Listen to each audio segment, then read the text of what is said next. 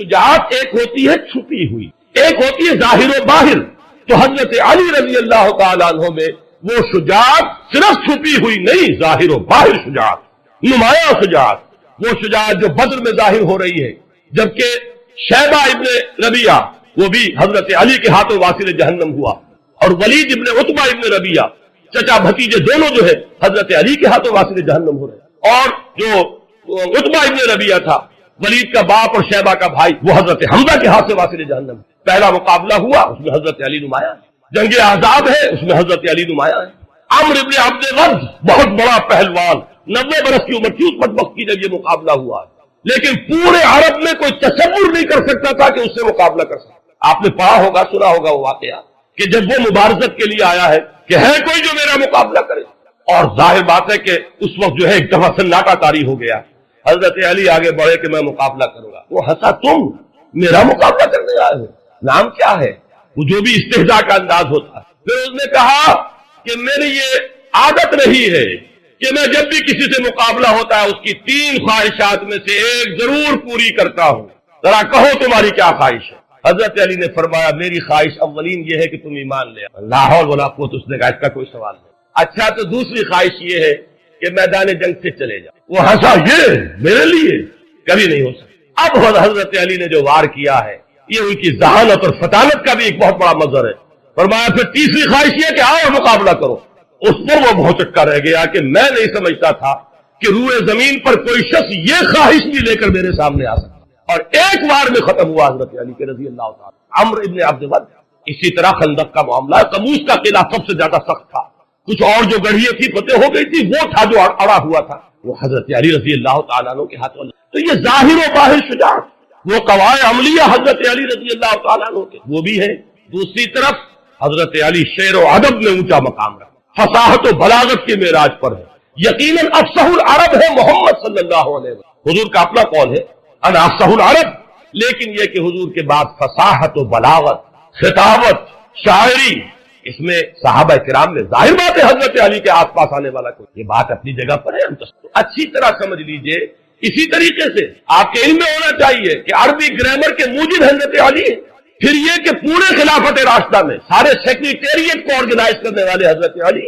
یعنی ذرا آپ اندازہ کیجئے، ایک شخص مرد میدان ہے، اس کی شجاعت وہ صرف پوٹینشل شجاعت نہیں بلکہ واقعی ظاہر و باہر شجاعت. اس کے میں نے چند نمونے آپ کو بتائے. مجھے واقعات کی تفصیل میں جانے کی ضرورت نہیں ہے کہ یہ ساری چیزیں معلوم ہیں، لوگوں کے علم میں ہے. دوسری طرف اس کے اندر ادب ہے. ان کے اشعار پڑھیے، آج بھی انسان وجد میں آتا ہے.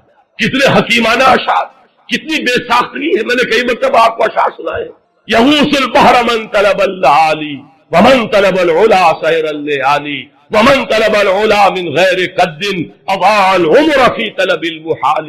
جو کوئی بھی موتی چاہتا ہے، موتی حاصل کرنا چاہتا ہے، اسے تو سمندر میں غوطہ لگانا ہی پڑتا ہے. جو کوئی اونچا مقام حاصل کرنا چاہتا ہے زندگی میں، اسے راتوں کو جاگنا ہی پڑتا ہے. جو کوئی بلندی بھی چاہے اور محنت بھی نہ چاہے، وہ اپنی عمر کو ضائع کر بیٹھتا ہے ایک محال شے کی خدمت.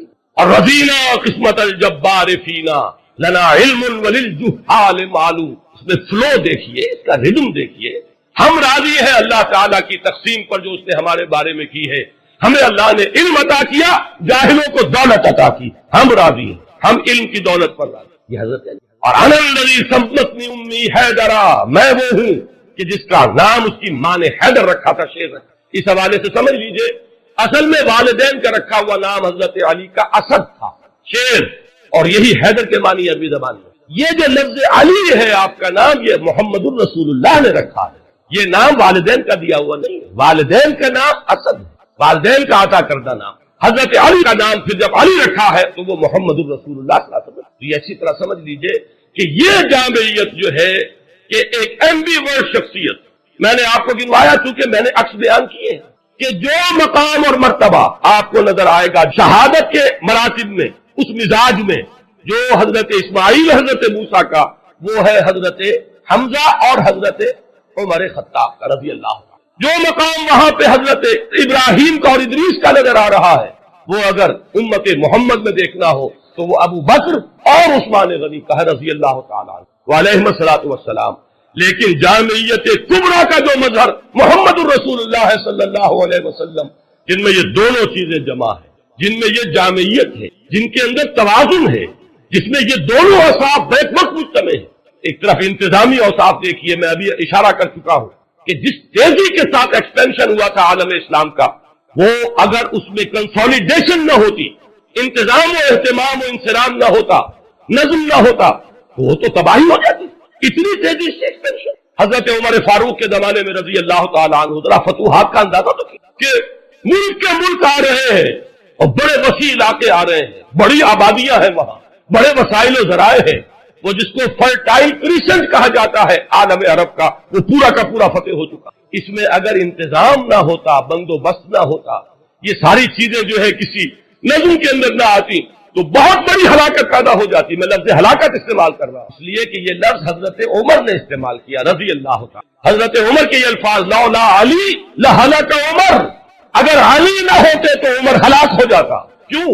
حضرت عمر جو ہے اس وقت خلیفۃ المسلمین، امیر المومنین، پوری کی پوری ذمہ داری، اب اس میں ان کی توجہ، فوجوں کا انتظام، محاذوں سے آنے والی اطلاعات، وہاں کرائسس ہو گیا ہے، وہاں یہ سامان چاہیے، وہاں ایک شکست کسی کیفیت، جیسے کہ آپ کو معلوم ہوگا کہ ایران میں ایک موقع پر بڑی حالت جو ہے وہ کمزور ہو گئی تھی مسلمان افواج کی، جس وقت کہ حضرت عمر نے فیصلہ کیا تھا کہ میں خود جاؤں گا، اب میں محاذ کے اوپر خود جاؤں گا، تو اس وقت جو ہے حضرت عمر کی زیادہ توجہ تو اس پر لگ رہی ہے۔ اگر اس کے ساتھ انتظامات نہ ہو، اہتمام نہ ہو، نظم نہ ہو، قائم نہ کیا جائے، تو واقعہ یہ ہے کہ جس کو آپ کہتے ہیں آگے دوڑ پیچھے چوڑ، آگے تو بڑھتے جا رہے ہیں، پیچھے معاملہ جو ہے خراب ہوتا چلا جا رہا ہے، یہ ہوتا۔ لیکن یہ سارا کام کس نے سنبھالا؟ حضرت علی نے۔ یوں سمجھیے کہ اس پورے دور میں حضرت ابوبکر، حضرت عمر اور حضرت عثمان کا بھی ایک حصہ جو ہے دور خلافت کا، اس میں حکومت کا انتظام، پورا سیکریٹریٹ، تمام محکمے بنانے، کوئی سی محکمے کا تصور ہی نہیں تھا، سارے محکمے ایجاد کیے ہیں حضرت علی نے، سارے دیوان مرتب کیے حضرت علی نے۔ گویا کہ آج کے زمانے میں آپ کا یہ چیف سیکریٹری کہیے یا جو بھی اس کو نام دے، وہ کون تھے؟ وہ حضرت علی سے رضی اللہ، اور پورا انتظام ان کے اپنے ذہن سے نکلا ہوا۔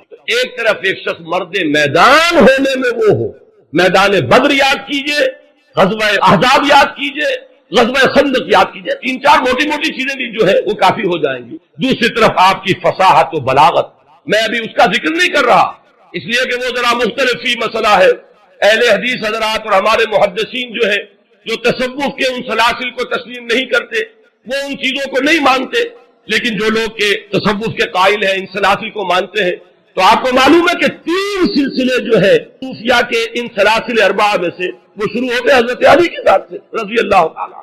ایک طرف باطنی کیفیات کا وہ عالم، ایک طرف علمی صلاحیتوں کا وہ عالم، انا مدینۃ العلم وعلی بابھا، کہ میں علم کا شہر ہوں اور علی اس کا دروازہ ہے رضی اللہ تعالیٰ عنہ وصلی اللہ علیہ وسلم۔ دوسری طرف مرد میدان ہونے کی یہ کیفیت، تو یہ جامعیت، منتظم ہونے کا یہ معاملہ جو میں نے آپ کو بتایا کہ حضرت عمر فرما رہے ہیں کہ لولا علی لہلک عمر، یہ جو ہے در حقیقت ایمبی ورٹ ہونے کے اعتبار سے، جس میں صدیقین اور شہداء دونوں کے اوصاف جمع ہو گئے ہوں، اس میں یقیناً ایک عظیم ترین شخصیت جو ہے وہ حضرت کی ہے رضی۔ ایک اور پہلو سے میری بات سمجھ لیجیے، یہ بھی عرض کر دوں، یہ بھی صرف ٹانک سے جائیے۔ حضرت علی تمام غزوات میں شریک رہے سوائے تبوک۔ تبوک میں حضور نے انہیں مدینے میں چھوڑا اپنے نائب کی حیثیت، اور جب انہوں نے شکوہ کیا، ان کے تو مزاج سے یہ چیز بڑی تھی کہ لوگ جائیں اور داد شجاعت میں میدان جنگ میں، اور میں یہاں عورتوں کے ساتھ پیچھے بیٹھ جاؤں۔ شکوہ کیا حضور نے فرمایا کہ علی کیا تمہیں یہ پسند نہیں ہے کہ تمہارا تعلق مجھ سے وہی ہو جو ہارون کا تھا موسیٰ کے ساتھ، سوائے اس کے کہ میرے بعد نبوت نہیں؟ یعنی حضرت موسیٰ کے نائب کی حیثیت سے حضرت ہارون تھے تو وہ بھی نبی اور رسول، لیکن تم میری جگہ ہو تو میرے ساتھ اسی مقام پہ، لیکن نبوت اور رسالت بہرحال اس کا دروازہ مجھ پر۔ لیکن یہی کام کیا حضرت عمر نے رضی اللہ تعالیٰ عنہ۔ بیت المقدس جب گئے ہیں، جس کا ذکر میں بارہا کر چکا ہوں، وہ چارج لینے کے لیے بیت المقدس کا، تو کس کو نائب بنایا تھا؟ حضرت علی کو رضی اللہ۔ کہاں سے ہم مان لیں کہ ان کے مابین کوئی بد اعتمادی ہو سکتی ہے؟ سوچئے تو صحیح، اس زمانے میں کوئی شخص اپنی جگہ چھوڑ کر اپنی جگہ ایسے شخص کو بٹھائے گا جس کے ساتھ اس کو اعتماد نہ ہو، جس پر اسے پورا وثوق اور یقین نہ ہو؟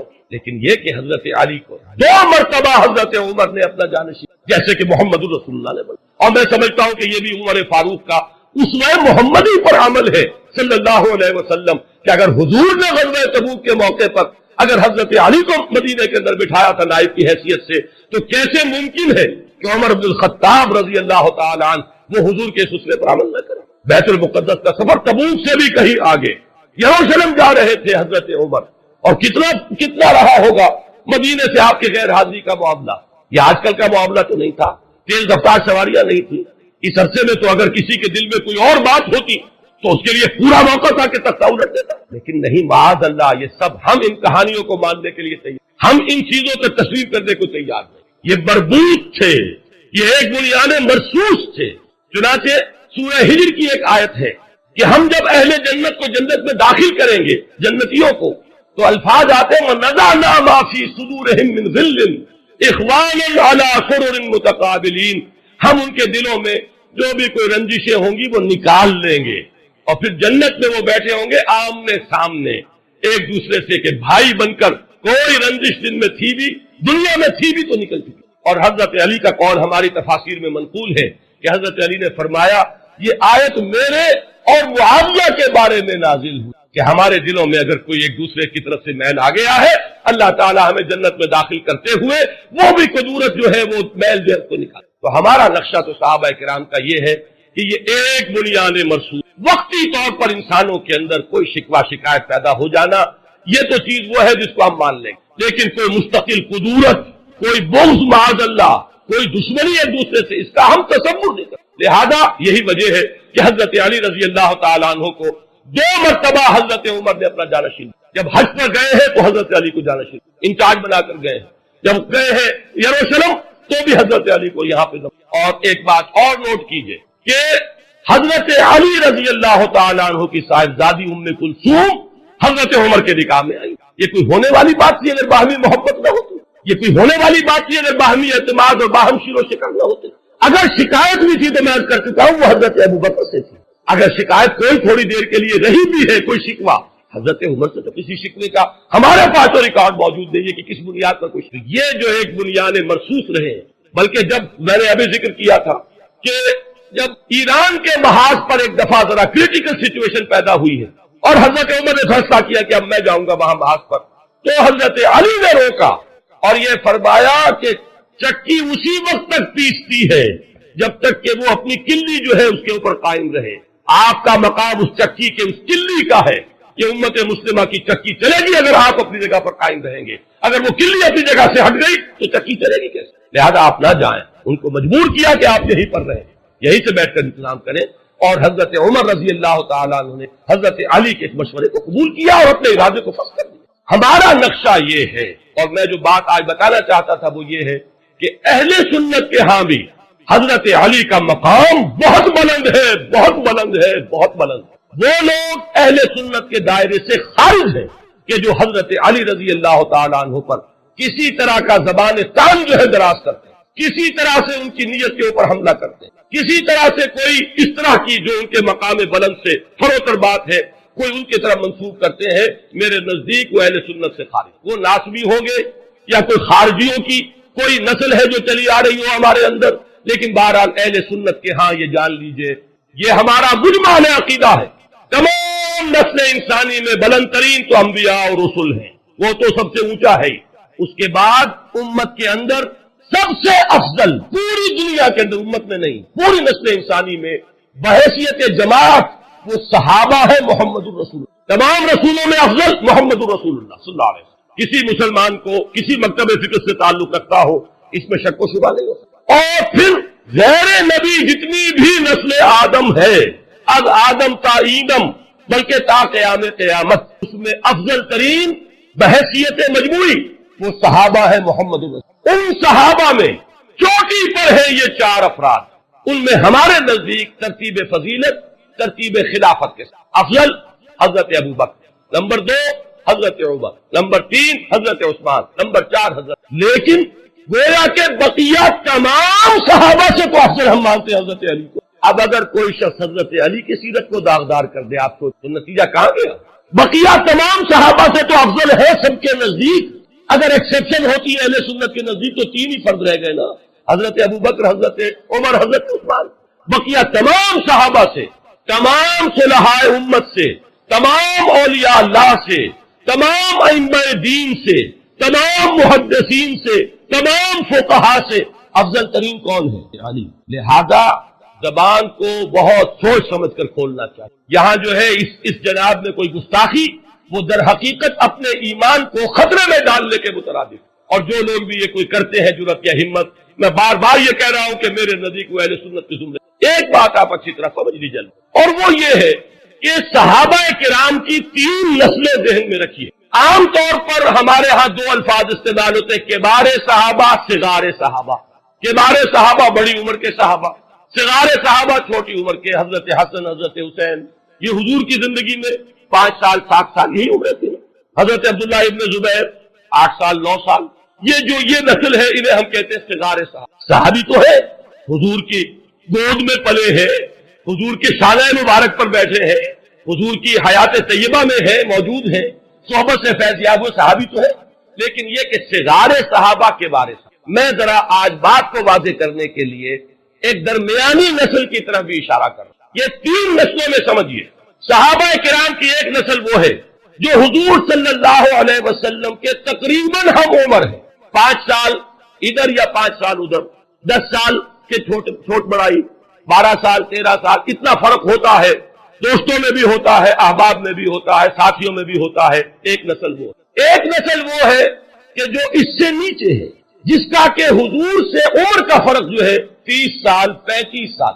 ایک تیسری عمر وہ ہے، تیسری نسل وہ ہے جس کا عمر کے اعتبار سے حضور سے فصل جو ہے وہ 52 سال 55 سال۔ نوٹ کر رہے ہیں آپ میری بات کو؟ 3 نسلیں ہو گئی کہ نہیں؟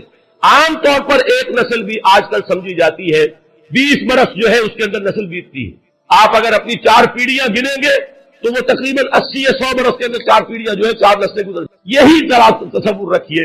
اب ان 3 نسلوں میں سے نوٹ کیجئے گا، حضرت ابو بکر، حضرت عمر، حضرت حمزہ، حضرت عثمان، حضرت طلحہ، حضرت زبیر، حضرت عبد الرحمن ابن عوف، یہ کون ہے؟ اس پہلی نسل۔ حضرت ابو بکر 2.5 سال چھوٹے، حضرت عثمان 4 سال چھوٹے، حضرت عمر 13 سال چھوٹے، حضرت حمزہ بالکل ہم عمر۔ بعض صحابہ حضور سے عمر میں زیادہ بھی تھے، حضرت عثمان ابن مظعون رضی اللہ تعالی حضور سے عمر میں کچھ بڑے تھے۔ یہ ہے حضور کے تقریباً 7 کے لوگ، ان کو کہیں گے اعوان و انصار، ان کو کہیں گے ساتھی، ان کو کہیں گے دوست۔ اگلی نسل جو ہے وہ کون سی ہے؟ جو 30-40 سال کا فرق رکھتی ہے۔ حضرت علی کا تعلق اس نسل، حضرت علی حضور سے 30 برس چھوٹے ہیں۔ وہ نسل جو ہے اس میں کون ہے؟ حضرت علی ہے، حضرت فاطمہ ہے، حضرت عائشہ ہے، حضرت مصعب بن عمیر ہے، حضرت خباب بن الارت ہے۔ یہ وہ نسل ہے، یہ وہ نسل ہے کہ جو حضور کے زمانے میں جو مکی دور ہے اس میں یہ نوجوان تھے، بلکہ ابھی کہنا چاہیے کہ ابھی نوجوانی کی بھی ابتدائی سٹیجز میں یہ وہ لوگ ہیں۔ یہی وجہ ہے کہ ان کا کوئی کارنامہ آپ کو مکی دور میں کیسے نظر آئے گا؟ مکی دور میں حضرت علی کی شجاعت کا کوئی مظاہرہ کیسے ہوگا؟ وہاں تو مظاہرہ ہوا تو حضرت عمر اور حضرت حمزہ کا ہوا۔ حضرت علی تو اول روز سے حضور کے ساتھ تھے، لیکن یہ کہ مسلمان بہرحال جو بھی اس معاشرے کے اندر حال تھا مسلمانوں کا وہ آپ کو معلوم ہے، اس لیے کہ حضرت علی کی عمر کیا تھی؟ 12 برس جب ایمان لائے ہیں حضور پر۔ ویسے تو یہ کہ ایمان لانے کا کیا ہے، وہ تو حضور کی گود میں تو پل رہے ہیں، وہی تو پرورش پا رہے ہیں۔ آپ کو معلوم ہونا چاہیے کہ حضور ہی کے گھر میں رہتے تھے حضرت علی، حضور کے زیر کفالت تھے، لہذا ایک اعتبار سے تو بلند ترین شرف ہو گیا کہ ابتدا سے جس شخصیت کی تربیت میں پہلے دن سے جس کو عمل دخل حاصل ہے محمد رسول اللہ کو، وہ تو حضرت علی رضی اللہ تعالیٰ۔ یہ اپنی جگہ ایک مقام ہے، ایک فضیلت ہے جو حاصل ہے، لیکن یہ ہے کہ حضرت عمر کا معاملہ، حضرت حمزہ کا معاملہ، حضرت عبد الرحمن ابن عوف کا معاملہ، یہ وہ لوگ ہیں کہ جو در حقیقت عمر کے اعتبار سے اس وقت حضور صلی اللہ علیہ وسلم کی عمر کے آس پاس تھے، وہ تھے اعوان و انصار، وہ تھے اس وقت کے مددگار۔ حضرت علی گھر کے فرد ہیں، اس اعتبار سے جہاں تک تربیت کا معاملہ ہے، وہ تو میں ایک لفظ استعمال کر رہا ہوں، اب نوٹ کیجئے گا، یہ غلام احمد پرویز نے استعمال کیا، لیکن کیا ہے حضرت عمر کے بارے میں۔ میرے نزدیک یہ غلط استعمال کیا حضرت عمر کے بارے میں۔ میرے نزدیک اس لفظ کا مصداق کامل حضرت علی ہے۔ وہ لفظ کیا ہے؟ شاہکار رسالت۔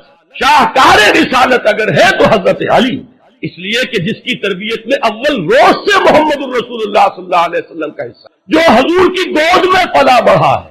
جب حضور پر وحی کا آغاز ہوا تو 10 سال کی عمر ہے، اور جب حضور کو تبلیغ کا حکم ہوا، یہ فرق رکھیے گا ذہن میں، 3 سال کا فرق ہے۔ عام طور پر خیال یہ ہے پہلی وحی آئی ہے اس وقت سے لے کر اور جب کہ سورہ مدثر کی آیات نازل ہوئی جن میں تبلیغ کا حکم ہے، عام خیال یہ کہ 3 برس کا فرق ہے۔ یہی وجہ ہے کہ جب حکم ہو گیا ہے کہ اب آپ یا ایھا المدثر قم فانذر، اب کھڑے ہو کر اپنی تبلیغ کا آغاز فرما دیجئے، یہاں سے کہا جاتا ہے حضور کی رسالت کا آغاز ہوا، بدہری کی اللہ سے، خلاف ورزی کی اس معاہدے کی، نفاق، اور نفاق کی 2 شکلیں ہیں جو آج پاکستانی معاشرے کا ہال مارک جسے کہتے ہیں، ٹریڈ مارک کہہ دیجئے، نمایاں ترین ایک وہ جسے نفاق عملی کہتے ہیں، اذا حدث کذب واذا اؤتمن خان واذا وعد اخلف واذا خاصم فجر، 4 چیزیں ہیں۔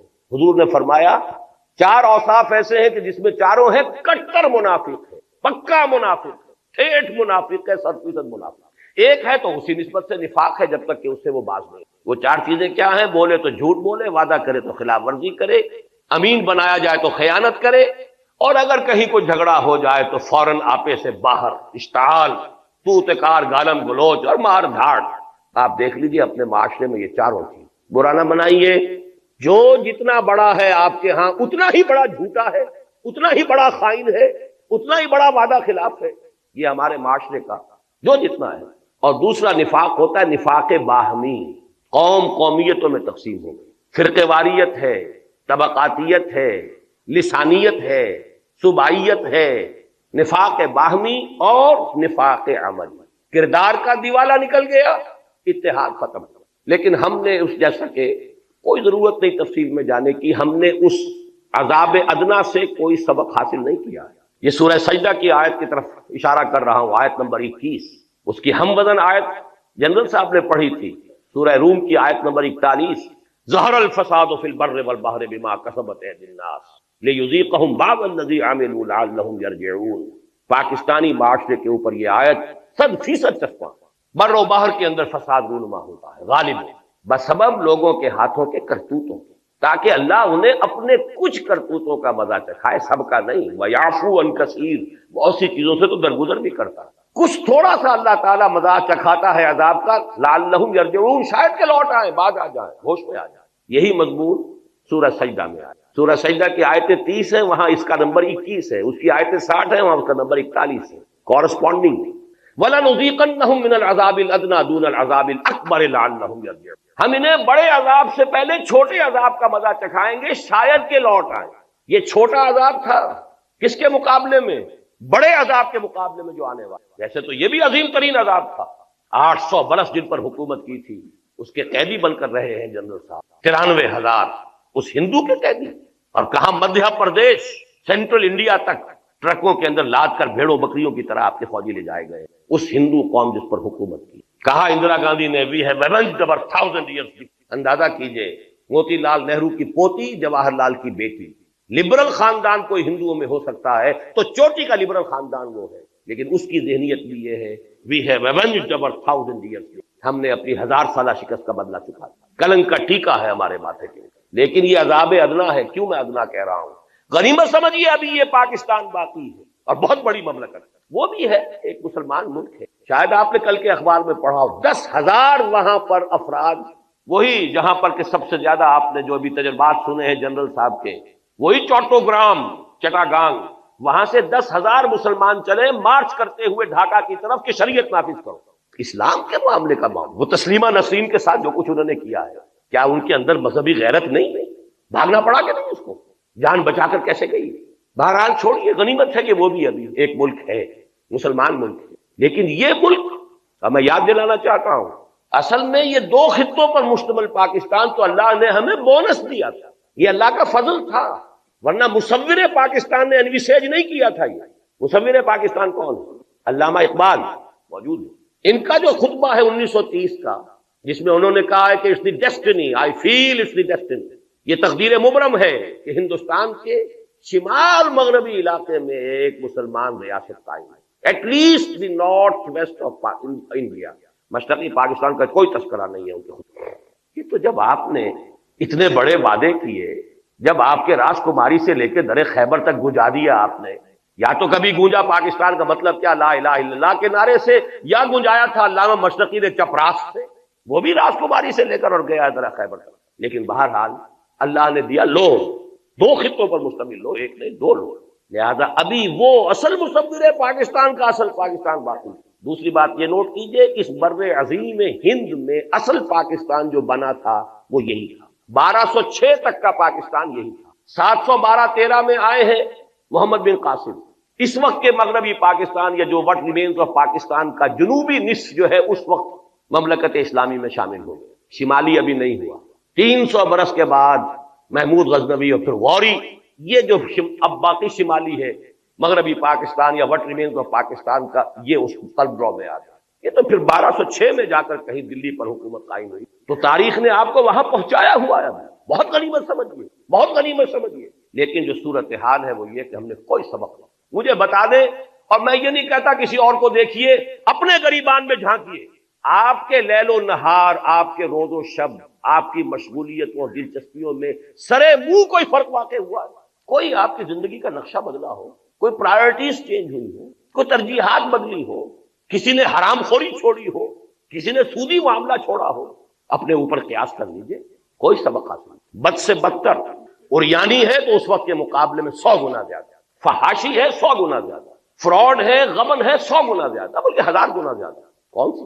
اور نوٹ کر لیجئے، کچھ معاملہ ہے، تقویم ہے اللہ کی، 25 برس کی مہلت اس نے دی تھی۔ شمسی حساب سے تو یہ بنے تھے 24 برس اور 4 مہینے، قمری حساب سے ہو گئے تھے پورے 25 برس، جب ایک کوڑا پڑا ہے، اور دوسرے 25 برس مکمل ہونے میں صرف 1 سال اور 2.5 مہینے رہ گئے۔ یہ 23 برس جو ہے، یہ تو ہے وہ شمسی، اللہ کی اور ہماری جو دینی تقویم ہے وہ تو قمری ہے۔ رمضان آنے میں کتنے مہینے ہیں؟ اور 27ویں، 2 بھی کہاں رہ گئے اب، 27ویں رمضان کو 49 برس مکمل ہو جائیں گے، پھر 1 سال۔ میں وہ سینس آف ارجنسی چاہتا ہوں کہ منتقل کروں، دوڑو زمانہ چال قیامت کی چل گئے، وہ دوسرا کوڑا۔ اور یہ آج جمعے میں تقریر کر آیا ہوں مفصل، یہ صورتحال ہماری اس وقت یہ ہے۔ ایک میں نے تمثیل پچھلے جمعے دی تھی، کچھ دنوں سے میرا احساس یہ ہے کہ اس وقت ہمارا حال قومی اعتبار سے ایسے ہے کہ جیسے کسی شخص کو جکڑ دیا گیا اور ہاتھ پاؤں وہ ہلا نہ سکے، کھڑا ہے، لیکن ساتھ ہی دیکھ رہا ہے اپنی آنکھوں سے کہ کوئی اژدہا ہے جو اس کے گرد جو ہے اپنے کوئلز، اپنے بل جو ہے وہ لگا رہا ہے، اور کوئی دیر کی بات ہے کہ ایک دفعہ ذرا اگر وہ تناؤ پیدا کرے گا اور ہڈی پسلی ہے، یا کوئی شخص دیکھے آنکھوں سے کہ سیلاب کا پانی چڑھتا آ رہا ہے، اب میرے گھٹنوں تک تھا، اب یہاں تک آ گیا، اب سینے تک آ گیا، اب کوئی دن کی بات ہے، ہل نہیں سکتے۔ وہ ورلڈ بینک اور IMF، وہ ذرائع ابلاغ عالمی سطح پر، یہودیوں کا مالیاتی نظام عالمی سطح پر، میں نے پچھلے جمعے کہا تھا، سر سوچئے تو صحیح، کیا نواز شریف مسلمان نہیں ہے؟ مسلمان ماں کا دودھ نہیں پیا ہے؟ میاں شریف کا بیٹا ہے کہ جو تہجد گزار ہیں، جہاں تک سنا ہوتا ہوا، یہ خود بھی نمازی ہے، کیا بپتا پڑی تھی اسے 2/3 میجورٹی رکھنے کے باوجود، اسلام کے نام پر ووٹ لینے کے باوجود شریعت کی بالادستی کے لیے دستور میں ترمیم کیوں نہیں کر سکتے؟ جبکہ نظر آ رہا تھا کہ میرے سارے الائنس چھوڑتے جا رہے ہیں، میری دنیا لٹ رہی تھی اور میں خاموش تھا۔ یہ گئی جماعت اسلامی، یہ گئی JUI، کیا اتنا ہی کودن ہے کہ اسے معلوم نہیں ہو رہا تھا کہ یہ میری اپنی سیاسی جو ہے موت واقع ہو رہی ہے، سلو پوائزننگ ہو رہی ہے؟ کیوں نہیں کر سکتا؟ نہیں کر سکتا۔ عالمی قوتوں کا دباؤ ہے، جکڑے ہوئے ہیں، عالمی استعمار ہے، نیو ورلڈ آرڈر ہے، مالیاتی نظام ہے، مہاجنی جکڑ بند کے اندر آپ پھنسے ہوئے، ہلیں گے کیسے؟ وہاں تو زلزلہ آ گیا تھا کہ انہوں نے بینک انٹرسٹ کو ربا قرار دے کر حرام قرار دیا، زلزلہ آ گیا دنیا۔ وہ جو پائپ میں چلی آ رہی تھی ایڈ، وہاں پر بھی پاؤں رکھ کر روک دیا۔ بہرحال ایک شکل تو یہ ہے، اور دوسری اس وقت کی شکل یہ ہے جو میں نے آج جمعے میں کہا ہے، ہمارا حال یہ ہے کہ جیسے کوئی جانور یا کوئی انسان کہیں مر رہا ہو، کوئی زخمی پڑا ہوا ہے، ابھی جان ہے تو گدھ آ کر جمع ہو جاتے، ابھی نوچتے نہیں، کھسوٹتے نہیں، جب تک کہ جان نکل نہ جائے، کیا پتہ ہاتھ اٹھا کے ماری دے۔ وہ گدھ ایک طرف کشمیر پر امریکہ کا گدھ منڈلا رہا، اسے سینٹرل ایشیا میں بھی ایک اسرائیل کی، عالم عرب کے اوپر اسرائیل اس نے مسلط کر دیا۔ اب تو کیوں لگائے کھڑے ہیں ماننے کے لیے اور سر جھکانے کے لیے، ہار ڈالنے کے لیے، اندر خانے سب ڈالے ہوئے تھے پہلے، وہ تو صرف پردے اٹھ رہے ہیں۔ یہاں بھی چاہیے سینٹرل ایشیا، پھر شمالی علاقوں پر۔ آپ نے کل کی اگر خبریں نامی اخبار میں جو خبر آئی ہے، ایک ریاست، اسماعیلی ریاست قائم کر کے، پرنس کریم آغا خان اور پرنس فلپ آئے اس لیے تھے پاکستان، بے نظیر سے کیا طے کر کے گئے ہیں۔ ادھر بلوچستان کے ساحل پر علاقہ دیا جا رہا ہے، ایران کو ٹیکل کرنا ہے، خلیج کے دہانے پر بھی تو بیٹھنا ہے آخر۔ باقی یہ کہ وہ جناح پور ہو، کوئی ہانگ کانگ، کوئی اور سنگاپور، چاہیے نا، یہ وہ گدھ ہیں جو منڈلا رہے ہیں۔ اور یہ رکھتے ہیں ہمیشہ دو option. They don't keep all their eggs in one basket. یا کشمیر میں ہو جائے یا شمالی علاقوں میں ہو جائے, کہیں تو ہو جائے, یا جناپور بن جائے یا سندھو دیش بن جائے, کچھ تو ہو جائے, یا بلوچستان کے ساحل پر ہمیں جگہ مل جائے. یہ حالات ہیں اصل میں. بہرحال آگ ہے. صحیح مسلم بعض حضرات کے نزدیک تو صحیح مسلم کا درجہ صحیح بخاری سے بھی بلند ہے, لیکن یہ کہ اکثر و بیشتر جو ہے ٹاپ پر صحیح ہیں جنہیں ہم کہتے ہیں صحیح بخاری صحیح مسلم, یہ حدیث کے مجموعے میں سب سے اوپر ہے. اچھا, دوسری حدیث حضرت مقداد ابن اسود سے, لا يبقى على الارض بيت وبر ولا مدر الا ادخل الله فيه كلمة الاسلام. اللہ تعالیٰ اس روح ارضی پر ایک گھر نہیں چھوڑے گا, نہ اینٹ گارے کا بنا ہوا گھر, نہ کوئی کمبلوں کا بنا ہوا خیمہ جس میں اسلام کو داخل نہ کرے. البتہ اسلام کا داخلہ دو طریقوں سے ہوگا, بعز عزیز اور ذل ذلیل. یا تو گھر والا اور خیمے والا اسلام قبول کر لے گا تو اسلام کے اعزاز کے ساتھ اس کا بھی اعزاز ہو گیا. وَلِلَّهِ الْعِزَّةُ وَلِرَسُولِهِ وَلِلْمُؤْمِنِينَ. عزت تو ہے اللہ کے لیے, اس کے رسول کے لیے, اہل ایمان کے لیے. گھر والا بھی اس کا اعزاز ہوا, اس کے گھر میں اسلام داخل ہوا اس کے اعزاز کے ساتھ. اگر نہیں قبول کرے گا تو نیچے ہو کر رہنا پڑے گا. یؤتُ الْجِزْیَۃَ عَنْ یَدٍ وَهُمْ صَاغِرُونَ. چھوٹے ہو کر جزیہ پیش کرنا ہوگا. تو گویا کہ اسلام تو اس کے گھر میں بھی داخل ہو گیا, لیکن وہ بدبخت اعزاز اسلام سے خود محروم رہا. لیکن غلبہ تو ہو گیا نا. یدخلون فی دین اللہ افواجا کی وہ شکل تو ہو گئی کہ اللہ کا دین جو ہے وہ غالب ہو گیا. اطاعت تو انہیں کرنی پڑے گی, اسلام کی بالادستی قبول کرنی ہو. رہے ہندو رہے, سکھ رہے, پارسی رہے, عیسائی رہے, پرسنل لا میں ان کی جان مال عزت آبرو کی حفاظت کا ذمہ بھی لیا جائے گا. ان کے عقائد کو بھی زبردستی نہیں بدلوایا جائے گا. ان کے مندروں, گردواروں اور کلیساؤں اور سلوتاس جو ہے سینیگاگز, ان کی حفاظت کی جائے گی, لیکن بالادستی اسلام کی. یہ ہے مسند احمد ابن حنبل کی روایت ہے حضرت مقداد ابن اسود. تو پہلی بات تو یہ ہے کہ یہ یقین, کم سے کم مجھے تو اس کا یقین حاصل ہے الحمدللہ, اور میں چاہتا ہوں کہ ہر شخص, ہر مسلمان کے دل میں یقین پیدا. لیکن اس سے پہلے ایک اور دور ہے. وہ دور ہے کہ جس کو ہمارے اس زمانے میں آ کر دو طبقوں نے اس کے بارے میں اتنی غلط فہمیاں پیدا کی ہیں, اور اکثر ہمارے پڑھے لکھے بزوں میں خیش راسخ العقیدہ مسلمانوں کے اندر بھی دلوں میں نقب لگی ہوئی. سمجھتے ہیں کہ ہم تو قادیانی نہیں ہیں, سمجھتے ہیں کہ ہم تو منکر حدیث نہیں ہیں, لیکن ان حدیثوں پر ان کا یقین نہیں. حالانکہ یہ بخاری شریف کی روایات ہے, حالانکہ یہ مسلم شریف کی روایات ہے کہ اس سے پہلے ایک دور آنا ہے مسلمانوں پر سخت عذاب کا دور آنا. اور یہ عذاب جو ہے شدید ترین عذاب, اس کی جو سب سے اہم شخصیت ہے المسیح الدجال, یہودیوں کے ہاتھوں آئے گا. اور یہودیوں میں ایک شخص پیدا ہوگا, کھڑا ہوگا, جو مسیح ہونے کا دعویٰ کرے گا. المسیح الدجال, دجال کہتے ہیں فریبی کو, دجل فریب کو کہتے ہیں, جو فریب سے اپنے آپ کو مسیح کہلوائے گا کہ میں مسیح ہوں.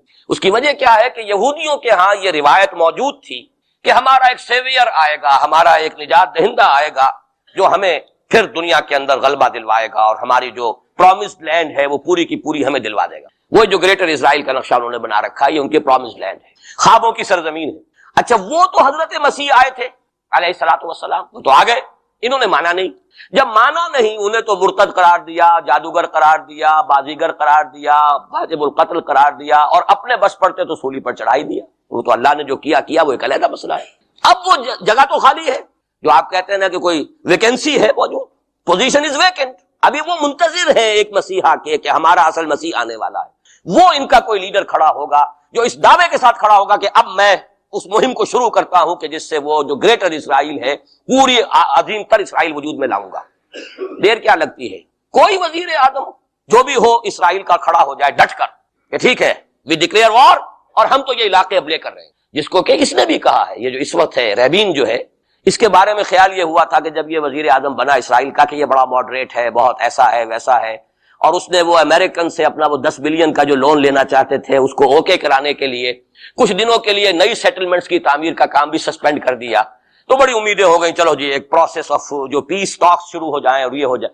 لیکن سب ثابت ہو چکا ہے. اسی زمانے میں وہ گیا اپنے فوجی ہیڈ کوارٹر میں, اور جا کر وہاں پہ اپنے فوجی آفیسرز کی وہ جو اب لوگوں میں تشویش ہو گئی ہوگی کہ ہم کس خواب کو دیکھ رہے ہیں اور یہ شخص کدھر چلنے لگ گیا ہے, تو جا کر کہا, اور رپورٹ ہوئی ہے خبر. اس نے کہا یہ نہ سمجھو کہ گریٹر اسرائیل کو میں نے چھوڑ دیا, اس کا نقشہ تو میرے دل پر کندہ ہے, اور میں منتظر ہوں وہ وقت آئے کہ ہم وہ گریٹر اسرائیل قائم کریں. کوئی شخص کھڑا ہو جائے گا, اس کے لیے وہ ڈکلیئر کر دے گا, کوئی شکلیں اور کوئی سچویشن ہو سکتی ہے. اور اس اعتبار سے نوٹ کیجئے کہ یہ بابری مسجد کی شہادت کے بارے میں یہ صحیح بات کہی جا رہی ہے کہ یہ در حقیقت ایک فیلر ہے ہنود اور یہود کے جو گٹھ جوڑ ہے. یہ میں آپ کو پہلے بتا چکا ہوں کہ یہ جو وہاں کا ہندو فنڈامنٹلسٹ ہے ہندوستان کا, باقاعدہ وفد گئے اسپین یہ معلوم کرنے کے لیے کہ اسپین میں مسلمانوں کو جو ایکسٹرمینیٹ کیا تھا کس طریقے سے کیا، باقاعدہ یہ تو ریسرچ کرتے ہیں، محنتیں کرتے ہیں اور بہت ہی مستقل مزاجی کے ساتھ کام کرتے ہیں، انہوں نے تو باقاعدہ اس کا بھی جائزہ لیا ہوا ہے۔ پھر اسرائیل کے ساتھ جو ہم کے کانٹیکٹ ہو رہے ہیں، اور ابھی جو اسرائیل کا وزیر اعظم وہاں پہ آنے والا تھا، وہ وزیر خارجہ غالباً کسی وجہ سے ابھی جو صورت ہو گئی ہے اس کو ملتوی کیا ہے، تو یہ در حقیقت یہ دیکھنا ہے کہ مسلمانوں کے اندر جان ہے تو کتنی، یہ فیلرز پھینکے جایا کرتے ہیں، اندازہ ہو جائے کتنا ریئیکشن، وہ ریئیکشن جتنا کچھ تھا ہو لیا۔ اور ہمارا ریئیکشن ہونا کیا ہے؟ اس سے پہلے جب مسجد اقصیٰ کے ساتھ جو بھی بے حرمتی ہوئی اور جب یروشلم گیا ہے، کتنا کوئی رونا پیٹنا ایک دفعہ تو پورے عالم اسلام میں ہو گیا تھا، اب کہاں ہے وہ رونا پیٹنا؟ اب تو ریکنسائل کیے بیٹھے، اب تو وہی عرب ممالک ایک ٹیبل پر جا کر میڈرڈ میں تو بیٹھ آئے نا آخر اسرائیل کے ساتھ، اور اب مسلسل گفتگو ہے واشنگٹن میں جو ہے، ایک پہلا round, second round, third round, کبھی تو اس کے ساتھ ایک میز پر بیٹھنا گوارا نہیں تھا، اس کو ریکگنائز کرنے کا کوئی سوال نہیں تھا، اب اس کی باتیں بھی ہو رہی۔ تو معلوم ہوتا ہے کہ یہ سارے جو ہیں حالات، یہ کوئی ایسی باتیں نہیں ہیں، کوئی فیری ٹیلز ہوں، یہ کوئی پریوں کی کہانیاں ہوں جو آنے والی ہیں کیسے ہم مان لیں۔ یہ صحیح عقیدہ اسلامی ہے، ازروع احادیث، حضرت مسیح علیہ السلام زندہ آسمان پر اٹھائے گئے اور وہی حضرت مسیح علیہ السلام دوبارہ آئیں گے، اور یہودیوں کا آخری قلاقمہ انہی کے ہاتھوں ہوگا، اور یہ در حقیقت قرآن مجید کا جو فلسفہ ہے انبیاء اور رسول کے بارے میں، اس کے عین مطابق جس قوم کی طرف کوئی رسول بھیج دیا جاتا تھا، وہ قوم جب رد کر دیتی تھی رسول کی دعوت کو، اتمام حجت کر دیا رسول نے، 950 برس تک دعوت دی، قوم نے رد کر دیا، یا حضرت ہود نے کتنے عرصے دعوت دی اس کی وضاحت نہیں ہے، طویل عرصے تک دی، قوم نے رد کر دیا، حضرت صالح نے کتنے عرصے دعوت دی، قوم نے رد کر دیا، پھر کیا ہوتا تھا؟ اس قوم کو ہلاک کر دیا جاتا تھا، ختم کر دیا، پھر اس کا نام و نشان نہیں چھوڑا جاتا تھا، فَقُطِعَ دَابِرُ الْقَوْمِ الَّذِينَ ظَلَمُوا، جڑ کاٹ دی جاتی تھی اس ظالم قوم کی، لا یُرَىٰ إِلَّا مَسَاکِنُهُمْ، اب ان کے صرف مسکن نظر آتے تھے، وہ رہنے والے نظر نہیں آتے تھے۔ چلے جائیے قرطبہ میں دیکھ لیجئے اور غرناطہ میں جا کر محل دیکھ لیجئے الحمرا، لیکن جو لوگ یہاں کبھی آباد تھے ان کا نام و نشان بھی نہیں ہے۔ یہ تو اب جو آثار قدیمہ ہیں، سیریں کر لیجئے جا کر، مسجد قرطبہ بھی ہے، سیر کر لیجئے، وہ تو اقبال کو تو خیر کوئی اجازت بھی مل گئی تھی نماز پڑھنے کی خاص کوئی، ورنہ وہاں پر تو اس کا بھی امکان نہیں ہے، اس کے ہارٹ میں جو ہے وہ چیپل موجود ہے، چرچ موجود ہے۔ بہرحال یہ سارے جو معاملات ہیں جان لیجیے طریقے سے کہ یہ واقعات جن کی خبریں دی گئی ہیں، یہ بالکل اس کے مطابق حالات کا جو ہے نقشہ بیٹھتا چلا جا رہا ہے۔ کوئی یہودی لیڈر کھڑا ہوگا اور وہ مسیح کا دعویٰ کرے گا، میں ہوں مسیح، چاہے وہ خود بھی جانتا ہو کہ میں جھوٹ بول رہا ہوں، اور جانتا ہوگا کہ جھوٹ بول رہا ہوں، لیکن یہ کہ تمام اس یہودیوں کو جمع کرنے کے لیے لازم ہوگا کہ وہ دعویٰ کرے، اس لیے کہ اب بھی موجود ہے جو لوگ جانتے ہیں یہودیوں کو، یہودی اب بھی سپلٹ ہیں، ان میں جو زیادہ مذہبی طبقہ ہے وہ زائنسٹ نہیں ہے، بلکہ وہ ان سے اختلاف کرتا ہے۔ زائنزم کی اپنی ایک تحریک تھی، وہ یوں سمجھیے کہ ایک ریشسٹ نیشنلسٹ موومنٹ ہے، وہ ایک نسلی قومیت کے اوپر چلنے والی جو ہے وہ ایک قوم پرستانہ جو ہے تحریک ہے۔ جو مذہبی طبقہ ہے، جو یہودی داڑیاں رکھتے ہیں اور جو لمبے لمبے بال رکھتے ہیں اور کالی ٹوپیاں پہنتے ہیں اور لمبی شیروانیوں ٹائپ جو ہے ان کے لانگ کوٹس ہوتے ہیں، اور یہ وہاں مینہٹن میں بڑے نظر آتے ہیں گھومتے ہوئے، اور بہت سرمایہ دار ہیں، اسی لیے نیو یارک کو جو یارک کہا جاتا ہے۔ وہ یہودی جو ہے وہ ان میں بڑا طبقہ بھی موجود ہے کہ جو اس زائنزم کو اور اسرائیل کو تسلیم نہیں کر رہا، تو ظاہر بات ہے کہ ان کے لیے ضرورت ہوگی کہ کوئی مذہبی اپیل آئے، منتظر تو وہ بھی ہے مسیح کے، اب آنا تو نہیں ہے، وہ تو وہ مسیح جو آئے گا وہ تو آئے گا ان کی ہلاکت کے لیے، اس سے پہلے کوئی کھڑا ہوگا اور اس کو پھر یہ مذہبی یہودی بھی مان لے۔ نتیجہ یہ ہوگا کہ جو بھی پوری دنیا کا یہودی ہے وہ اس ایک علاقے میں آ جائے گا، اور وہ اپنے اس گریٹر اسرائیل کے لیے پھر جو وہاں پر جنگ کی بھٹی دہکے گی۔ یہ کتاب الملاحم، اکثر جو حدیث کی کتابیں ان کے آخر میں آگے کتاب الملاحم کا باب ہے علیحدہ علیحدہ، جس میں کہ اس دور کی خبروں کا جو ہے حضور نے پوری پیشن گوئیاں کی ہیں کہ یہ کچھ ہونا ہے۔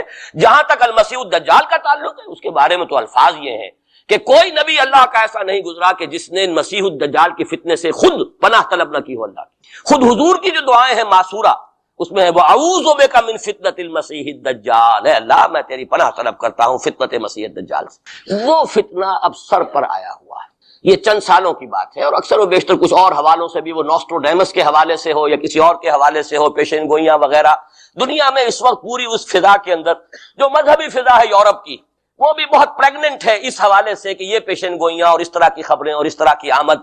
چنانچہ میں کئی مرتبہ کر چکا ہوں کہ آپ کو امریکہ میں بمپرز کے اوپر سٹیکرز ملتے ہیں، مسیح is coming, Jesus is coming, یہ عیسائیوں کا ہے، وہ بھی منتظر ہیں حضرت مسیح کی آمد کے، ہم بھی منتظر ہیں حضرت مسیح کی آمد کے، وہی مانا کہ حضرت مسیح نازل ہوں گے، حضور نے خبر دی ہے، اور آ کر مسلمان کے پیچھے نماز پڑھیں گے، وہ ایک امتی کی حیثیت سے آئیں گے، اب نبی کی حیثیت سے نہیں آئیں گے، بلکہ اپنی امت جو ہے یہود جنہوں نے کہ ان کو انکار کر دیا تھا قبول کرنے سے، ان کو سزا دینے آئیں گے، انہی کی ہلاکت اور بربادی کے لیے آئیں گے، جیسے کہ حضرت نوح کی نگاہوں کے سامنے ان کی قوم ہی نہیں، ان کا بیٹا بھی غرق کیا نگاہوں کے سامنے، جس طرح کہ حضرت ہود کی نگاہوں کے سامنے ان کی قوم جو ہے وہ برباد کی گئی، اسی طریقے سے اللہ کا یہ قانون رہا ہے کہ جس قوم کی طرف رسول بھیج دیا، اس قوم نے اگر رد کر دیا دعوت کو، اس قوم کو اسی رسول کے سامنے ہلاک کیا گیا، تاکہ نظر آ جائے کہ یہ تمہارے جو مجرم ہیں یہ کیفر کردار کو پہنچ گئے۔ یہ ہے معاملہ کہ جو یہودیوں کے ساتھ بعد میں پیش آنا ہے، اس کے بعد تو پھر وہ اسلام کے غلبے کا دور آ جائے گا، لیکن اس سے پہلے مسلمانوں پر شدید ترین عذاب کا دور آ رہا ہے، اور یہ خبریں جو ہیں یہ بھی احادیث میں۔ اسی لیے میں نے کہا تھا کہ موجودہ حالات اور امیڈیٹ فیوچر بہت ڈارک ہے، بہت گلومی ہے مسلمانوں کے لیے۔ البتہ مسلمانوں میں اور مسلمانوں میں ایک فرق ہے، یہ اس کو نوٹ، یہ میں ساری باتیں جو کہہ رہا ہوں محکمات قرآنی کی بنیاد پر، میرا تو بہرحال جو بھی اب زندگی گزری ہے قرآن مجید کے پڑھنے پڑھانے میں گزری ہے، اسی پر سوچ بچار ہے، گفتگو میری ہے تو قرآن کے حوالے سے الحمدللہ، دعوت ہے تو قرآن کی ہے، تو میں جو کچھ کہہ رہا ہوں، لیکن اب ہر چیز کے لیے تفاصیل سے اور تفصیل کے ساتھ دلائل بیان کرنے کا یہ وقت نہیں ہے، مختلف مواقع پر میں اس کے لیے دلائل دیتا رہا ہوں، لیکن نوٹ کر لیجئے میں نے اسی مسجد میں ایک دفعہ ہیومن جیوگرافی کا لفظ استعمال کیا تھا کہ یہ جو تاریخ انسانی ایک جغرافیہ بھی ہے، تقریباً 600 کروڑ دنیا میں اس وقت حضرت آدم کی نسل آباد ہے، ان میں سے 1/5 1 ارب سے زائد ہے، 120 کروڑ کے لگ بھگ ہیں مسلمان، ان سے دگنے ہیں عیسائی حضرت مسیح علیہ السلام کے نام لیوا، باقی جو ہے وہ پھر بقیہ ہیں، ہندو ہیں، بدھ ہیں، یہ ہیں وہ ہیں، لیکن یہ سمجھ لیجئے کہ یہ ہے ہمارا اس وقت ہیومن جیوگرافی کا ایک معاملہ۔ یہ جو 120 کروڑ کے قریب مسلمان ہیں، کلمہ گو ہے، محمد کا امتی ہے صلی اللہ علیہ وسلم، اب اس کے 2 حصے کر لیجئے، 20 کروڑ کے لگ بھگ ہے عرب، اور عرب سے مراد ہے جن کی اس وقت مادری زبان عربی ہے، جو عربی بولتے ہیں، عربی سمجھتے ہیں، عربی ان کی زبان، نسلاً سب کے سب عرب نہیں ہیں، ان میں بربر بھی ہے، شمالی افریقہ کے بربر ہیں نسلی طور پر، لیکن یہ کہ جب مسلمان وہاں غالب آ گئے ان کی زبان ہی ختم ہو گئی، تہذیب بھی ختم ہو گئی، وہ بالکل پورے عربائزڈ ہو گئے، یہاں تک کہ سوڈانی پورے عربائزڈ ہیں، ان کی عربی زبان ہے، عربی بولتے ہیں، تو یہ سب کے سب جو اس وقت میں عرب جو کہہ رہا ہوں وہ در حقیقت عرب جو کہ عربی بولنے والے عرب، اور دوسرے جو ہے نان عرب وہ تقریباً 100 کروڑ، اور اس میں بھی نوٹ کر لیجئے ان میں سے لگ بھگ 40 کروڑ سب کانٹیننٹ میں آباد، سب کانٹیننٹ پاکستان، بھارت اور بنگلہ دیش، 40 کروڑ، کتنی بڑی تعداد ہے امت مسلمہ کا 1/3، اگر ٹوٹل 120 کروڑ ہے تو ٹوٹل کا 1/3 جو ہے وہ ان 3 ملکوں کے اندر ہے جو کبھی ایک ہندوستان ہوتا تھا، اس لیے میں اس کے لیے لفظ استعمال کرتا ہوں بر عظیم پاک و ہند، اس میں 40 کروڑ کے قریب مسلمان۔ بہرحال اس میں جو تقسیم ہے اذرو قرآن وہ 2 کی ہے، امیین اور آخرین، یہ قرآن کی اصطلاحات ہیں، سورہ جمعہ میں هو الذی بعث فی الامیین رسولا منہم، ایک امیین ہیں جن میں سے خود حضور تھے، عرب، آپ کی زبان عربی، اور انہی کی زبان میں قرآن نازل ہوا، نوع انسان را پیام آخری حامل رحمت للعالمین، وکذالک انزلناہ قرآنا عربیا لعلکم تعقلون، لعلکم تعقلون میں تو مخاطب نہیں ہوں، میری زبان تو عربی نہیں ہے، لعلکم تعقلون میں کون مخاطب ہے؟ وہ جن کی زبان عربی ہے۔ ان لوگوں کو اللہ نے رتبہ زیادہ دیا، فضیلت دی، اس سے بڑی فضیلت کیا ہوگی؟ حضور انہی میں سے ہیں صلی اللہ علیہ وسلم، منہم هو الذی بعث فی الامیین رسولا منہم، انہی میں سے، پھر یہ کہ ان کی زبان میں اللہ نے اپنا کلام نازل کیا، فضیلت بھی بڑی ہوئی، لیکن فضیلت جہاں بڑی ہوتی ہے ذمہ داری بھی زیادہ بڑی ہوتی ہے، اور زیادہ بڑی ذمہ داری والا آدمی کوتاہی کرتا تو سزا بھی زیادہ بڑی ہوتی ہے، تینوں چیزیں جو ہے لازم و ملزوم ہیں، جن کے درجے ہیں سوا، ان کی سوا مشکل ہے، درجہ سوا ہے، بلند ہے، ذمہ داری بھی زیادہ ہے، کوتاہی ہوگی تو سزا کی بھی زیادہ مستحق ہوگا۔ اس کا مصداق ہے عالم عرب، خاص طور پر وہ جو اصل عرب ہے پرانے، لیکن طبعاً چاہے وہ غیر عرب تھے لیکن عربی زبان اب ان کی مادری زبان ہو چکی ہے، وہ بھی اس میں شامل ہو، ان پر اصل سزا کا دور ان پر آنا ہے، اور ایک عجیب بات ہے انہی پر اصلاً ایک سزا کا دور پہلے بھی آیا تھا، یہ سیکنڈ ٹائم ہے، جیسے کہ بنی اسرائیل کے بارے میں آیا ہے، وَقَضَيْنَا إِلَىٰ بَنِي إِسْرَائِيلَ فِي الْكِتَابِ لَتُفْسِدُنَّ فِي الْأَرْضِ مَرَّتَيْنِ وَلَتَعْلُنَّ عُلُوًّا كَبِيرًا، بنی اسرائیل کے لیے بھی ہم نے طے کر دیا تھا کہ 2 مرتبہ تم 2 سرکشی کرو گے اور ہمارے عذاب کے کوڑے تمہاری پیٹھ پر برسیں گے۔ یہی معاملہ بنی اسماعیل کا ہے، پہلا دور ان پر آیا تھا کب؟ آج سے 750 برس قبل، کروڑوں قتل کروائے تاتاریوں کے ہاتھوں، ان کی حکومت ختم، آخری خلیفہ بنی عباس اس کو نکال کر محل سے اور جانور کی ایک کھال کے اندر لپیٹ کر، اور تاتاریوں نے اپنے گھوڑوں کے سموں تلے کو ختم، اور پھر انہی تاتاریوں کو اسلام کی توفیق دے دی، اسلام کا جھنڈا ان کے ہاتھ میں تھما دیا ہے، آیا فتنہ تاتار کے افسانے سے پاسماں مل گئے کعبے کو صنم خانے۔ اس کے بعد کچھ عرصے رہا معاملہ ہسپانیہ میں عربوں کا، آج سے 500 برس قبل وہ بھی ختم ہو، تو عربوں پر ایک دور تو وہ آ چکا، لیکن وہ دور ایکسٹرمینیشن کا نہیں تھا، وہ دور کاہے کا تھا؟ معزول کر دیے گئے، امت کی جو قیادت تھی وہ غیر عرب کو منتقل ہو گئی۔ ترک کون تھے؟ غیر عرب، ترکوں ہی کے اندر سے یہ 4 جو ہے یہ سٹاکس نکلے ہیں، ایک سٹاک ایک ہے، 4 اس میں سے آپ کہہ لیجئے یہ مختلف اس کی شاخیں ہیں. ترکان تیموری ہندوستان میں آ گئے، ترکان صفوی ایران میں آ گئے، ترکان سلجوقی مڈل ایسٹ میں رہے بہت عرصے تک، اور پھر ترکان عثمانی کا تو کہنا ہی کیا ہے. وہ تو گویا کہ جو وہ رومن امپائر تھی اس کا جانشین جو بنا ہے، وہ در حقیقت اس کے بعد وہ تو آل عثمان کی حکومت ہے. ترکان عثمانی، یہ عثمان حضرت عثمان نہیں ہے رضی اللہ تعالیٰ عنہ، یہ ایک تاتاری سردار ہے عثمان جن کی اولاد ہے جس کو آپ آٹومان ٹرکس کہتے ہیں. اور یہ پھر سلطنت جو ہے آٹومان، گریٹ آٹومان کنگڈم، جو کہ اب ختم ہوئی ہے اس صدی میں. پہلی یہ جو صدی ہے اس کی ابتدا میں پہلی جنگ عظیم کے بعد اس کا خاتمہ ہوا ہے. اس کا بس صرف ایک سمجھیے کہ نشان ترکی کی شکل میں رہ گیا ہے، باقی وہ گریٹ امپائر جو ختم ہو. اسی کے ریمیننٹس بوسنیا میں بیٹھے ہوئے جن کے اوپر اس وقت ظلم ہو رہا ہے. انہی کے جارجیا میں بیٹھے ہوئے. جارجینز تو ہیں بھی اصل میں ٹرک، نسل ٹرک ہیں، بوسنینز جو ہے ٹرکس نہیں ہیں، لیکن یہ اسی زمانے میں اسلام لائے تھے جبکہ یہاں پر آل عثمان کی حکومت قائم ہوئی تھی، اور پورا مشرقی یورپ جو ہے وہ ترکان عثمانی کے زیر نگین. بہرحال یہ ایک سزا کا دور جو ہے وہ تو آ چکا، دوسری سزا اور سختر سزا کا دور اب آ رہا ہے. اس کا آغاز گلف وار سے ہو چکا. جیسا کہ میں نے عرض کیا، ٹائم ٹیبل کوئی نہیں دیا جا سکتا، خبریں موجود ہیں اس کے بعد یہ ہونا ہے، یہ ہونا ہے، یہ ہونا ہے، اور 8 اقساط میں ہم ندائے خلافت میں وہ مضمون شائع کر چکے جس میں احادیث میں زیادہ تر سنن ابی داؤد کی روایات ہیں، بڑی تفصیل موجود ہے. اور یہ ہے مجھے بھی پسند نہیں، آپ کو بھی پسند نہیں، اور پسند نہ ہونے کی وجہ سے زبان پر ہم نہیں لاتے، اسی وجہ سے لوگ جو ہے ناواقف ہیں. یہ سارے ممالک حدیث میں موجود ہے کہ مسلمانوں کے ہاتھوں سے نکل جائیں گے جنہیں یہودی گریٹر اسرائیل میں شامل کرتے ہیں. شام سارا، عراق سارا، مصر کا ڈیلٹا جتنا علاقہ زرخیز ہے اس کا جو بھی اچھا علاقہ ہے سارا، شمالی حجاز کا علاقہ سارا، یہاں تک کہ حدیث میں تو آتا ہے کہ مدینے کے دروازوں تک پہنچ جائیں گے لیکن مدینے میں داخل نہیں ہو سکیں گے. اللہ تعالیٰ خصوصی حفاظت فرمائے گا. لیکن یہ کہ مدینے کے دروازے، اب مدینے سے اوپر کتنا حجاز کا علاقہ ہے، عرب کا، سعودی عرب کا، ترکی کا بھی مشرقی علاقہ جو ہے، یہ سارا موجود ہے احادیث کے اندر موجود. تو یہ بڑی تلخ بھٹی آنے والی ہے. لیکن دوسری بات جو میں عرض کرتا رہا ہوں، اب اس کے حوالے سے آئیے اس روح عرضی پر. اچھا یہ بات بھی سامنے رکھ لیجئے، یہ کیوں ہے سزا؟ سزا اس لیے ہے کہ ہم نے اسلام سے بے وفائی کی. سیدھی بات ہے. اللہ کو تو نہ ہم سے کوئی دشمنی ہے نہ ہمارے دشمنوں سے کوئی اس کی دوستی ہے. معاذ اللہ ثم معاذ اللہ. اس کی دوستی کہاں، کفار سے کہاں ہوگی؟ نبوکدنضر کے ہاتھوں بنی اسرائیل کو پٹوایا تھا اگر، تو کیا نبوکدنضر سے دوستی تھی اللہ کی؟ اور کیا اسرائیلیوں سے اور یہودیوں سے کوئی دشمنی تھی؟ ان کو تو غرہ یہ تھا کہ نحن ابناء اللہ واحباؤہ، ہم تو اللہ کے بیٹوں کے مانند ہیں، ہمیں تو آگ بھی نہیں چھو سکتی. لن تمسنا النار الا ایاما معدودات، آئے گی بھی تو چند دن کے لیے چھوئے گی، ہمیں فوراً نکال لے گا اللہ. ہم تو اس کے بیٹوں کے مانند ہیں، چہیتے ہیں، ابراہیم کی نسل سے ہیں. ہم سب محمد کی نسل سے نہیں ہیں صلی اللہ علیہ وسلم. وہ تو صرف سادات جو بھی ہیں، سچے سادات ہیں یا بنے ہوئے سادات ہیں، وہی دعویٰ کر سکتے ہیں نا کہ وہ حضور کی نسل. اور وہ بھی نسل کیا ہے، حضور کی تو نہیں ہے، وہ تو حضرت علی کی نسل ہے. نسل بیٹی سے تو چلتی نہیں ہے، وہ تو بیٹے سے چلتی ہے. حضور صلی اللہ علیہ وسلم کی اصل نسل جو ہے وہ تو اللہ تعالیٰ نے چلائی نہیں، وہ تو حضرت ابراہیم کا بھی انتقال ہوا ہے، اور اس کی اپنی جگہ پر ایک حکمت ہے، وہ اس وقت میرا موضوع نہیں ہے. تو ہم تو نسل نہیں ہے محمد کی صلی اللہ علیہ وسلم، کم سے کم میں تو نہیں ہوں. لیکن وہ یہودی تو کہتے ہیں ہم ابراہیم کی نسل ہیں سب کے سب. تو انہیں تو یہ غرہ ہونا جو ہے، یعنی معلوم ہوتا ہے کہ وزن ہے ان کی بات میں.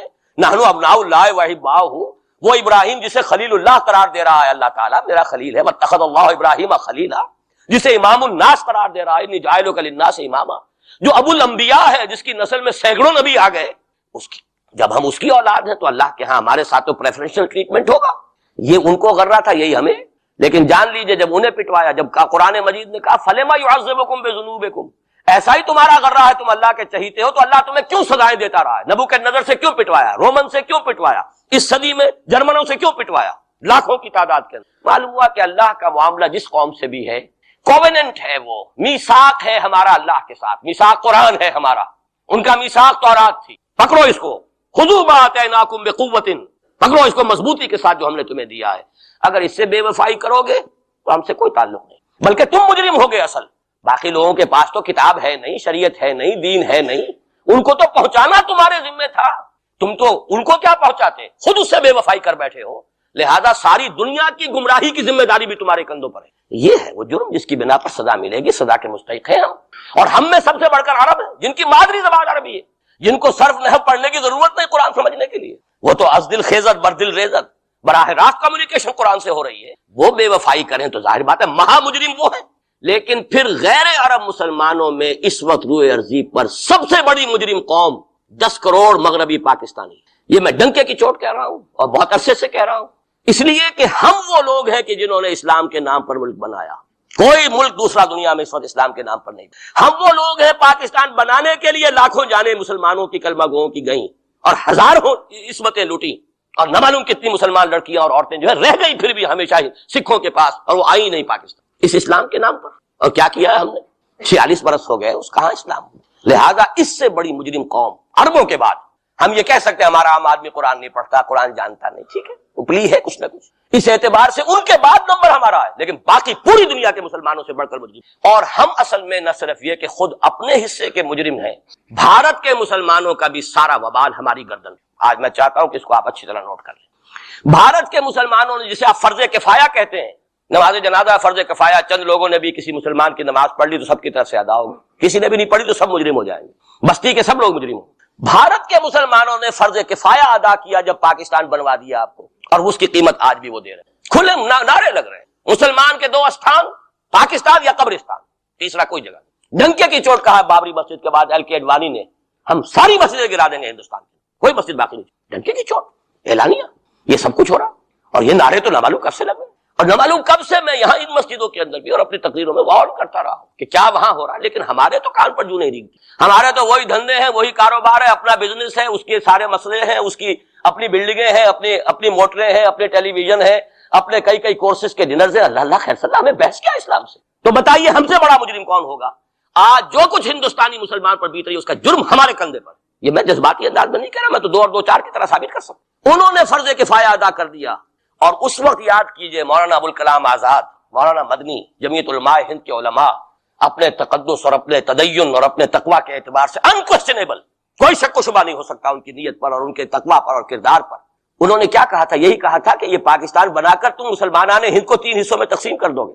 3 میں کہا تھا، 2 میں نہیں، 3 میں، حالانکہ بظاہر تو ایک پاکستان بن رہا تھا نا، لیکن یہ مولانا ابوالکلام آزاد کے الفاظ تھے کہ 25 برس سے زیادہ یہ 2 خطے یکجا نہیں رہ سکتے، اور 25 برس کیا 24.25 برس میں ٹوٹ گیا پاکستان، 25 برس پورے نہیں ہوئے، اور ان کے الفاظ تھے کہ 25 برس سے زائد جمع نہیں رہ سکتے، 24.25 برس میں ختم ہو گیا۔ 16 دسمبر 1970 کو پاکستان ختم ہو گیا کہ نہیں ہو، 71 کو۔ بہرحال نوٹ کرنے کی بات ہے، ہم نے کیا کہا تھا؟ میں بھی مسلم لیگی تھا، میں نے بھی نعرے لگائے، چاہے غیر شعوری دور تھا، ہائی اسکول